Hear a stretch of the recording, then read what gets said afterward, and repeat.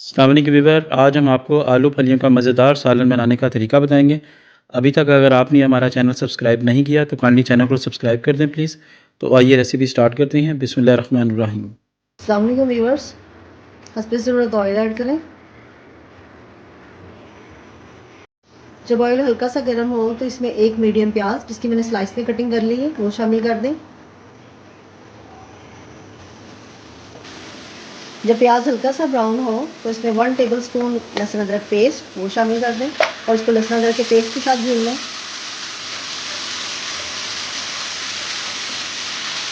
जब लहसुन अदरक इसमें भून जाए तो 1 मिनट के बाद ही इसमें एक टमाटर मीडियम साइज़ का जिसकी मैंने चॉप में कटिंग की है वो शामिल कर दें। साथ ही इसमें थोड़ा सा पानी डाल दें।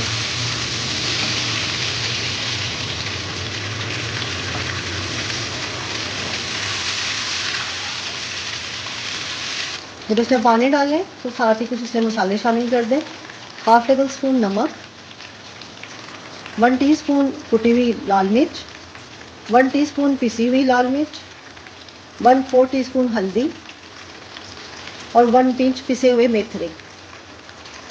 अब इनको इस मसालों के साथ थोड़ा सा भूनने ऐसे मिक्स करें और इसको ढककर कुक होने के लिए रख दें 5 मिनट के लिए।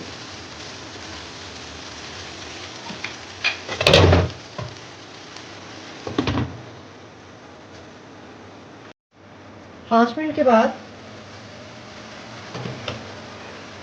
अब इस मसाले को अच्छे तरीके से भून लें। ये टमाटर सॉफ्ट हो गए हैं। 1 से 2 मिनट के बाद जब मसाला भून जाए तो इसमें 3 मीडियम आलू इनकी मैंने कटिंग कर ली है वो इसमें शामिल कर दें और अब इन आलूओं को इसके साथ भून लें मसाले में।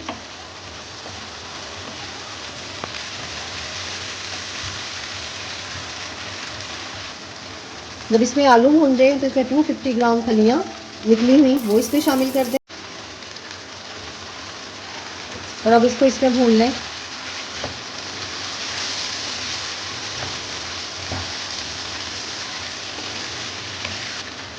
हाफ टेबल स्पून धनिया पाउडर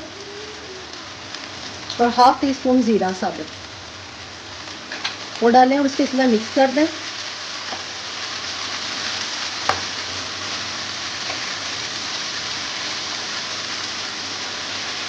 जब इसमें फलियाँ मिक्स हो जाएं तो इसको 15 से 20 मिनट के लिए इसको लो फ्लेम पर रख दें।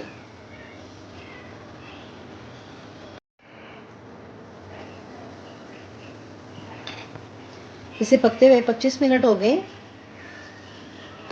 हम इसको चेक कर लेते हैं।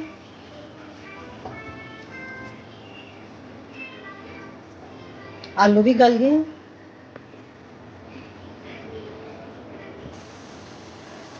ये फलियाँ भी हमारी गल गई हैं। अगर इसे 25 मिनट, मैंने तो इसे 25 मिनट तक इसे लो फ्लेम पे कुक किया है। अगर ये ना गलें तो आप इसमें थोड़ा सा पानी भी डाल के इसे थोड़ी देर के लिए और कुक कर सकते हैं। अब ये रेडी है, इसका फ्लेम ऑफ कर दें।